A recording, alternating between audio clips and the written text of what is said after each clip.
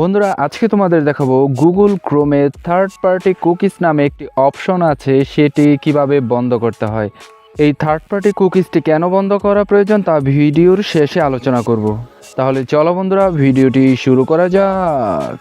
এজন্য আমরা প্রথমে মোবাইলে যে গুগল ক্রোম এই অ্যাপসটির উপরে টাচ করব।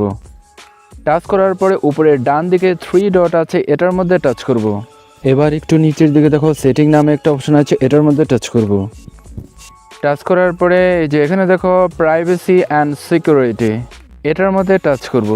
এখানে যদি থার্ড পার্টি কুকিজ কোনো কারণে না পাও তাহলে এই যে নিচের দিকে সাইট সেটিংস নামে একটা অপশন আছে, এটার মধ্যে টাচ করবে। তো আমরা এখন প্রাইভেসি অ্যান্ড সিকিউরিটি এটার মধ্যে টাচ করব।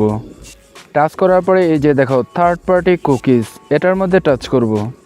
এটার মধ্যে টাচ করার পরে এই যে সবার উপরে দেখো অ্যালাউ থার্ড পার্টি কুকিজ, এটা দেওয়াই থাকবে। তোমরা অবশ্যই এই যে 3 নাম্বারে যে অপশনটা আছে ব্লক থার্ড পার্টি কুকিজ, এটার মধ্যে টাচ করবে, অর্থাৎ এটা সিলেক্ট করে রাখবে। এবার বন্ধুরা, ব্লক থার্ড পার্টি কুকিজ এই অপশনটি যদি তুমি চালু না করে রাখো, অর্থাৎ অ্যালাউ করে রাখো, তাহলে কিন্তু তোমার মোবাইলের কিছু স্টোরেজ নষ্ট হবে। এছাড়া তোমার বিভিন্ন ধরনের বিজ্ঞাপন তোমার গুগলে বারবার আসতে থাকবে।